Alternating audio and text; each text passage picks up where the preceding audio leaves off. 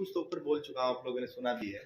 लेकिन ये बच्चों के लिए मोटिवेशन रहता है, कुछ आके जैसे एचएसएससी की कई चीज़ें बोली हैं, बच्चों के थॉट्स क्लियर होते हैं, क्वेरीज होती हैं, तो बच्चों के लिए एक मोटिवेशन तो रहता है। और मेरा भी पर्पज़ ये रहता है कि बच्चे बहुत सारी जो एचएसएससी के टाइम पे गलतियाँ करते हैं, जिसमें उनका करियर सिक्योर हो सकता है, लेकिन वो किसी कारण से नहीं होता, तो वो चीज़ें हुई हैं, तो मुझे भी अच्छा लगा और आई थिंक बच्चों को भी अच्छा लगा होगा। तो सर आपके आने के बाद कमीशन में क्या बदलाव हुए?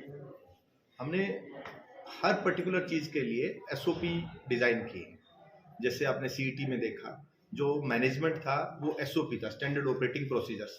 तो स्टैंडर्ड ऑपरेटिंग प्रोसीजर्स में आपको पता लग जाता है कि आपको क्या क्या करना है। अगर एग्जाम हो रहा है तो कांस्टेबल की क्या ड्यूटी है, सेंटर स्टूडेंट्स की क्या ड्यूटी है, और एसपी की क्या ड्यूटी है, डीसीज की क्या ड्यूटी है, कोऑर्डिनेटर्स की क्या ड्यूटी है।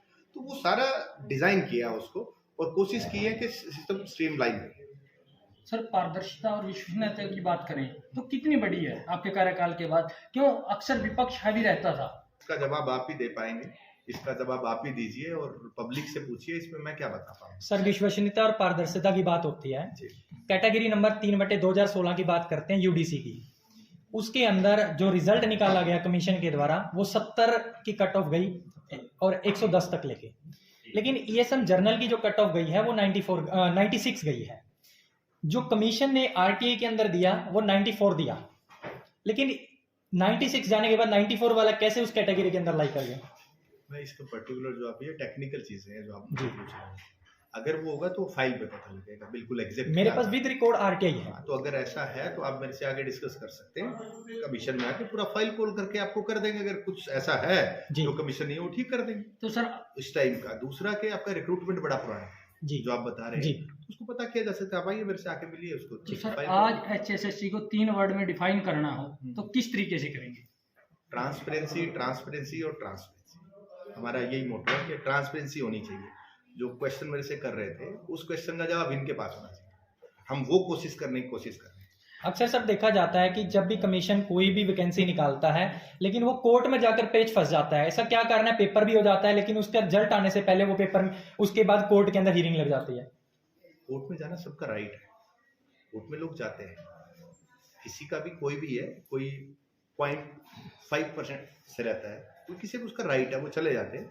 हम लोगों का भी अगर ऐसी चीजें हो जाएं फिर तो थाने बंद हो जाने चाहिए, क्राइम ना हो, लेकिन नहीं, उनका राइट है, वो जाते हैं। अगर कुछ हमसे गलतियां होती हैं तो कोर्ट बोलता है इसको ठीक करिए, लेकिन उसका नुकसान बच्चे को भुगतना पड़ता है ना सर। प्रोसेस है, हमेशा ही होगा, एक टाइम प्रोसेस है।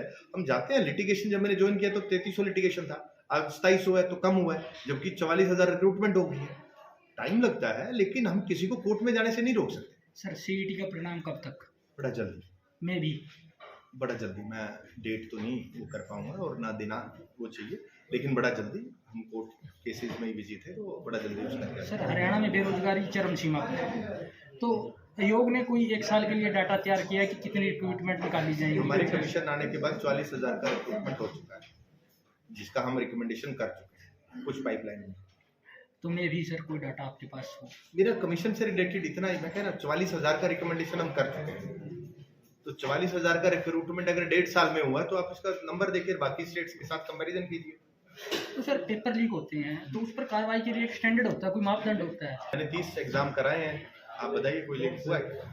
नहीं सर, अभी सरकार ने भी गाइडलाइन नहीं जारी की थी, उसको लेकर विधानसभा में भी कानून लेके आए थे, तो क्या बदलाव हुआ? हाँ, बदलाव लो बड़ा स्ट्रॉन्ग है, आपको उसको प्रॉपरली इम्प्लीमेंटेशन करना है। जो आपके, मैंने आपको बताया कि एसओपीज बने हैं, एसओपीज आपको इम्प्लीमेंट करने पड़ेंगे। हर चीज के स्टैंडर्ड ऑपरेटिंग प्रोसीजर्स हैं, आप इम्प्लीमेंट करिए, नहीं होगा। और हम सबको अवेयर होना पड़ेगा। अगर पेपर लीकेज और ये चीजें करनी है, कमीशन के अलावा आम लोगों को भी अवेयर होना पड़ेगा, वो भी हमारा साथ दें। तो सर नहीं, मैं समझ नहीं पाया। तो फ्यूचर के लिए फ्यूचर प्लान्स क्या है? जी, फ्यूचर प्लान्स ये हैं कि अभी जैसे सीईटी डी अभी करना है हमें, एक एनुअल कैलेंडर जिसपे हम काफी टाइम से काम कर रहे हैं, एनुअल कैलेंडर आए और एक फिक्स हम नंबर दे पाए कि हर साल एवरेज इतनी रिक्रूटमेंट हो सकती है, उसका एक प्लान आउट चल रहा है। सरकार भी उसमें लगी है, चीफ सेक्रेटरी ऑफिस में मीटिंग्स चल रही हैं, तो धीरे धीरे उसको दे पाएंगे। कब तक इम्प्लीमेंट? डेट बाउंड किसी का भी, बहुत सारे डिपार्टमेंट्स है, बोर्ड कॉर्पोरेशन है, टाइम बाउंड डेट देना बहुत मुश्किल हो जाता है। एक प्रोसीजर है, उस प्रोसीजर को फॉलो करके सारी चीजें निकल। पाइपलाइन में? हाँ, पाइपलाइन में ऑलरेडी चल रही है मीटिंग्स। Thank you.